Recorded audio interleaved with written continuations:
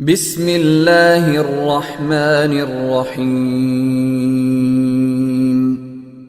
السلام علیکم ورحمۃ اللہ وبرکاتہ۔ ان الحمد للہ نحمده ونستعینه ونستغفره ونستهدیه والصلاة والسلام على سید المرسلین محمد وآلہ وصحبہ اجمعین، اما بعد۔ حاضرین و ناظرین، یہ درس قرآن نمبر 485 ہے، اور آج سورۃ المائدہ کی صرف ایک آیت کی تلاوت و تشریح کی جائے گی۔ آیت نمبر 13۔ اعوذ باللہ من الشیطان الرجیم، بسم اللہ الرحمن الرحیم۔ فبما نقضهم ميثاقهم لعناهم وجعلنا قلوبهم قاسية يحرفون الكلم عن مواضعه ونسوا حظا مما ذكروا به ولا تزال تطلع على خائنة منهم إلا قليلا منهم فاعف عنهم واصفح ان اللہ یحب المحسنین، صدق اللہ العظیم۔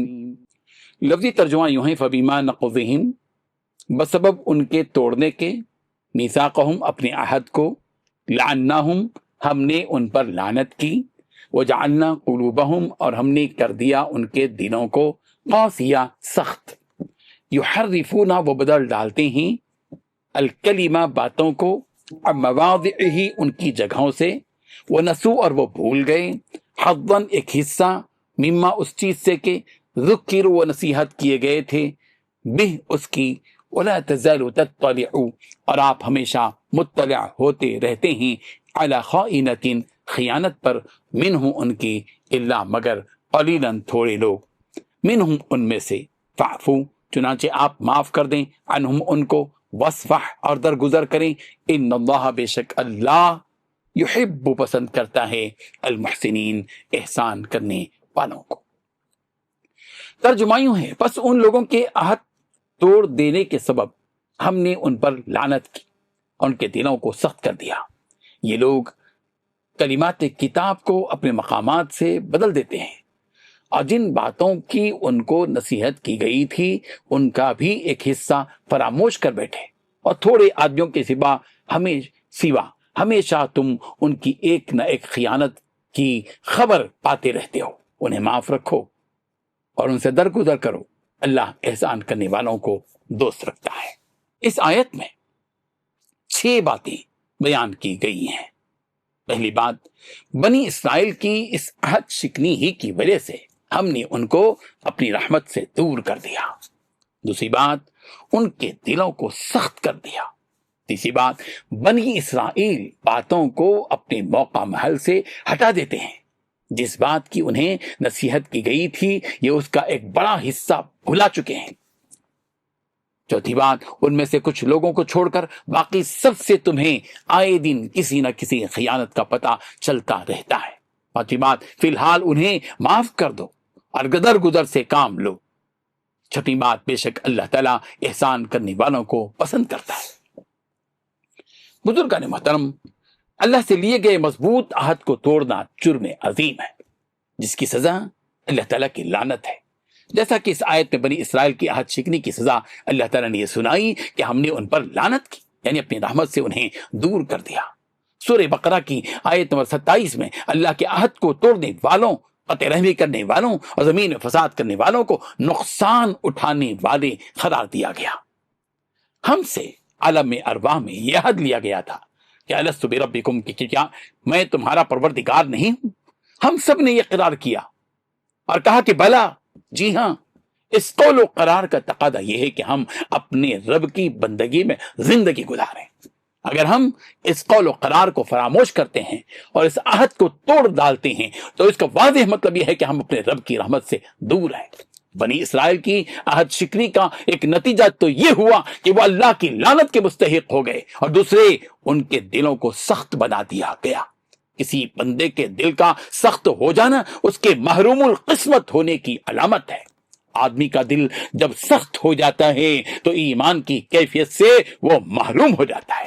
سورہ بقرہ کی آیت نمبر 74 میں بنی اسرائیل کے دلوں کو سختی کی کیفیت، بنی اسرائیل کے دلوں کی سختی کی کیفیت یوں بیان کی گئی، ثم قست قلوبکم من بعد ذلک فہی کالحجارۃ او اشد قسوہ، اور پھر تمہارے دل سخت ہو گئے، پتھروں کی طرح ہیں یا ان سے بھی زیادہ سخت ہے۔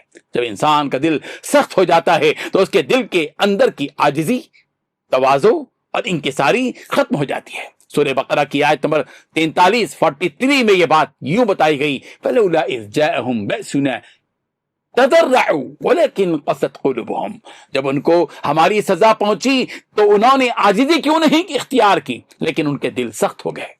جہاں ہم نماز، روزہ، زکوٰۃ، حج، قربانی، عمرہ، تسبیح، تلاوت، وظائف وغیرہ کی ادائیگی کی کوشش اور فکر کرتے ہیں، بنیادی سطح پر اس بات کی کوشش بھی ہونی چاہیے کہ ہم اپنے دل کی دنیا میں غور کریں کہ ہمارے دل کس حالت میں ہیں۔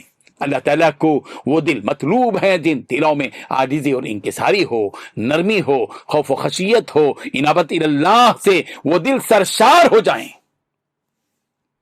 سورہ رات کی آیت نمبر 16 میں یہ بات بتلائی گئی، أَلَمْ يَأْنِ لِلَّذِينَ آمَنُوا أَن تَخْشَعَ قُلُوبُهُمْ لِذِكْرِ اللَّهِ وَمَا نَزَلَ مِنَ الْحَقِّ، کیا ابھی تک مومنوں کے لیے اس کا وقت نہیں آیا کہ اللہ کی یاد کرنے کے وقت اور قرآن جو حق کی طرف سے نازل ہوا ہے اس کے سنتے وقت ان کے دل نرم ہو جائیں؟ کیا ابھی وہ وقت وہی نہیں آیا ہے ان کے لیے؟ بنی اسرائیل کی دوسری برائی یہ بیان کی گئی کہ یہ لوگ کریمات کو بدلتے ہیں ان کے مواقع سے، اور انہوں نے ایک بڑا حصہ چھوڑ دیا جس کے ذریعے انہیں نصیحت کی گئی تھی۔ بنی اسرائیل کی سخت دلی نے انہیں اتنا بے خوف بنا دیا تھا کہ وہ اللہ کی کتاب میں تبدیلی کرتے تھے۔ یہودی علماء نے تورات میں تحریف کر لی، جو باتیں اپنی ذات سے کہتے تھے اس کو تورات کی طرف منسوب کرتے تھے۔ یہودیوں کی خیانت کا یہ عالم ہے کہ اللہ تعالیٰ نے رسول رحمت صلی اللہ علیہ وسلم سے فرمایا ہے، پیغمبر ہمیشہ ان کی طرف سے کسی نہ کسی خیانت کا آپ کو علم ہوتا رہے گا۔ ہاں، ان میں چند لوگ ہیں جو اس جرم سے بالکل پاک ہیں۔ اگر یہ لوگ اپنی سرکشی سے باز آ جائیں اور توبہ کر لیں تو آپ ان کو معاف کر دیں، ان کے ساتھ درگزر سے کام لیں۔ اللہ تعالیٰ کی شان، اس کی شان کریمی یہ ہے کہ وہ لوگوں کے ساتھ خوبی کا معاملہ کرنے والوں کو پسند فرماتا ہے۔ رب ذوالجلال ہم سب کو ان آیات ربانی پر غور و فکر کرنے کی توفیق عطا فرمائے، آمین۔ وآخر دعوانا ان الحمد للہ رب العالمین۔ ڈیلی درس قرآن کو سبسکرائب کیجئے، اپنے تاثرات اور مشورے ارسال کیجئے، اور متعلقین کے گروپ بنا کر انہیں روزانہ درس قرآن بھیجیں اور اجر ثواب پائیں۔